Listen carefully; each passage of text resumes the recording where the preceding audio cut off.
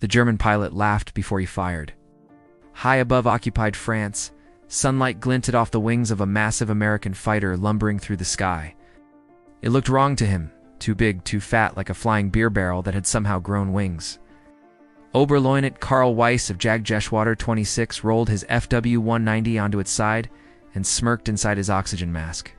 That thing, he thought. They expect that to dogfight us. Over the radio, another Luftwaffe voice crackled with amusement. Look at the size of it. An American bomber with a propeller. Karl squeezed the trigger, and then the sky screamed. Second Lieutenant Jack Red Mallory felt the Thunderbolt shudder as tracers stitched past his canopy. His hands tightened on the stick, knuckles white inside worn leather gloves. The Republic P-47 Thunderbolt was everything the Germans said it was: huge, heavy, intimidating, even from the inside. Its Pratt & Whitney R2800 engine roared like an angry god, the vibration shaking his bones. He didn't turn. He didn't climb. He pushed the nose down. The Thunderbolt dropped like a falling anvil. Red felt his stomach lift as the altimeter spun. The airframe screamed, but it didn't break. 400 miles per hour, then more. The jug transformed to not clumsy, not slow, but unstoppable. Compressibility clawed at the controls as the Earth rushed up.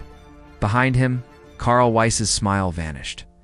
No, Karl muttered, shoving the throttle forward, but the Fw-190 couldn't follow. The American fighter was diving faster than anything with a propeller had a right to. Red yanked the stick back just above the treetops. His vision tunneled, blood draining from his face, the Thunderbolt groaning as if in pain, yet it held. When he leveled out, his breath came in ragged gasps. Holes peppered the wing, smoke streaked the fuselage, but the jug was still flying. "Come on," Red whispered. "Try that again." Months earlier, in a Luftwaffe briefing room in northern France, laughter had filled the air. Photographs of the new American fighter were pinned to the board-wide fuselage, thick wings, absurdly large engine. "The Americans call it the Thunderbolt," the intelligence officer said.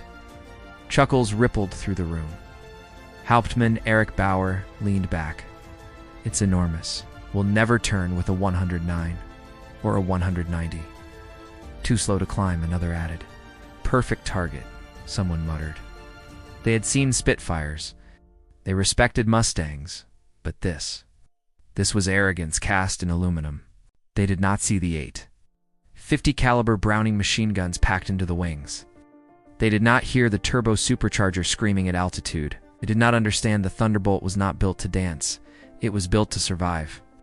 Red Mallory learned that truth over Schweinfurt. Black flak blossomed like iron flowers around the bomber stream as B-17s droned forward, wounded but relentless. Red's squadron, the 56th Fighter Group, flew cover above them. A flak burst slammed into his jug, filling the cockpit with the smell of oil and hot metal. Warning lights flickered. "Red 2, you're hit." Captain Francis Gabby Gabreski said calmly. "Yeah," Red replied, swallowing. Any other fighter would have died. The Thunderbolt absorbed it like a heavyweight taking a punch. Then the Germans came. Messerschmitt slashed through the formation. A Red rolled to meet them and squeezed the trigger. 850s spoke at once, not rattling, but tearing the sky apart. Tracers converged on a Bf-109, and the aircraft disintegrated, panels flying, engine smoking, cockpit exploding in glass. Red stared for half a second in shock. My God. "Keep firing!" Gabby snapped. Red obeyed. Karl Weiss saw the Thunderbolt up close over Germany itself. Came through flak and fighters alike, escorting bombers deep into the Reichs, something no American fighter had done before. He fired rounds, slamming into the jug's tail, wings, fuselage. Any other aircraft would have burned. This one did not. The Thunderbolt rolled, deliberate, then dove. Karl followed on instinct and nearly died. His airspeed needles screamed, controls locking as fear punched through his chest. The American pulled out. Karl barely recovered, heart hammering, sweat freezing on his neck. Above him, the Thunderbolt climbed again, smoking alive. "That thing," he whispered. "It will not die." By 1944, the laughter was gone. Briefings spoke the Thunderbolt's name with dread. Ground troops knew it better, calling it Der Fliegende Hammer, Flying Hammer. Red flew low after D-Day, skimming hedgerows in France. His jug was filthy, scarred, patched with fresh metal. It looked like it had been to hell and back because it had. German trucks scattered below. Red lined them up and fired. Steel tore through engines and men.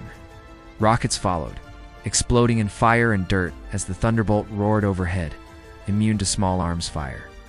"Holy hell," Red muttered, watching a column vanish behind him.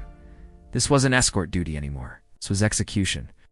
The final realization came for Karl Weiss over the Rhine. Fuel was scarce, pilots fewer, Thunderbolts everywhere. He attacked one last time, firing until his guns jammed. The American kept flying. Then it turned, not graceful, just enough.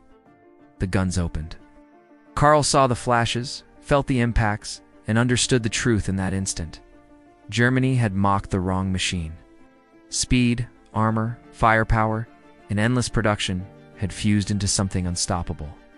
As his aircraft fell, he watched the Thunderbolt climb away, scarred and victorious. Red Mallory landed as the war neared its end. Ground crews swarmed his jug, counting holes again. A mechanic slapped the fuselage. "She brought you home." Red looked back at the massive fighter. Paint chipped, engine ticking as it cooled. They had laughed at it once, so had he. Now he knew better. The Republic P-47 Thunderbolt was not elegant, it was not gentle, but it carried men through flak, fire, and fear. It outdived death, outlasted bullets, and turned mockery into silence. In the skies over Europe, sighs became survival and the laughter died long before the war did.